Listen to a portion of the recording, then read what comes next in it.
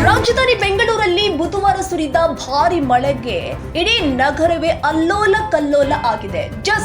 Just ಒಂದೇ ಒಂದು ಮಳೆಗೆ ಇಡೀ ಬೆಂಗಳೂರು ತತ್ತರಿಸಿ ಹೋಗಿದೆ. ನಗರದ ಹಲವೆಡೆ ಮರಗಳು ಕೂಡ ಧರಾಶಾಹಿಯಾಗಿದೆ. ಮಲ್ಲೇಶ್ವರಂನಲ್ಲಿ ಬುಡ ಸಮೇತ ಧರೆಗುರುಳಿದ ಮರ, ಬೈಕ್ ಜಖಂ ಆಗಿದೆ. ಬೀದಿ ಬದಿ ಅಂಗಡಿಗಳಿಗೂ ಕೂಡ ಎಫೆಕ್ಟ್ ತಗುಲಿದೆ.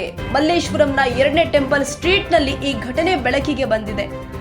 ಮಲ್ಲೇಶ್ವರಂನ ಹಲವು ಕ್ರಾಸ್ನಲ್ಲಿ ಇದೇ ಪರಿಸ್ಥಿತಿ ಉದ್ಭವಿಸಿದೆ. ನೋಡಿ, ಒಂದೇ ಒಂದು ಮಳೆಗೆ ಬೆಂಗಳೂರಿನ ಪರಿಸ್ಥಿತಿ ಏನಾಗಿದೆ ಅಂತ ಹೇಳಿ. ನಗರದ ಹಲವೆಡೆ ಮರಗಳು ಕೂಡ ಧರಾಶಾಹಿಯಾಗಿದೆ.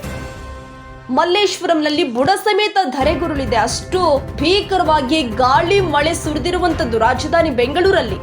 ಈ ಮಳೆಯಿಂದ ಬೈಕ್ ಕೂಡ ಜಖಂ ಆಗಿದೆ. ಬೀದಿ ಬದಿ ಅಂಗಡಿಗಳಿಗೂ ಕೂಡ ಎಫೆಕ್ಟ್ ತಗುಲಿರುವಂತದ್ದು.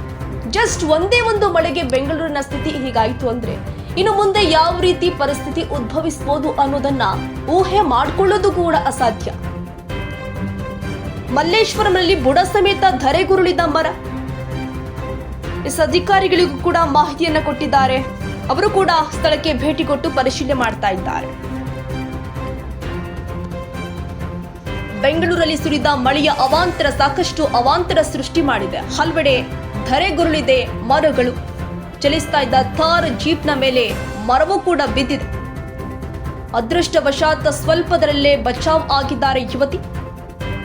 ಮರ ಬಿದ್ದು ಥಾರ್ ಜೀಪ್ ಜಖಂ ಆಗಿದೆ. ದುಬಾರಿ ಬೆಲೆಯ ಥಾರ್ ಜೀಪ್ ಕೂಡ ಜಖಂ ಆಗಿರುವಂತದ್ದು. ಅದೃಷ್ಟವಶಾತ್ ಯುವತಿ ಪಾರಾಗಿದ್ದಾರೆ. ಬೆಂಗಳೂರಲ್ಲಿ ನಿನ್ನೆ ಸುರಿದ ಮಳೆಯಿಂದ ಭಾರಿ ಅನಾಹುತವೇ ಸಂಭವಿಸಿದೆ.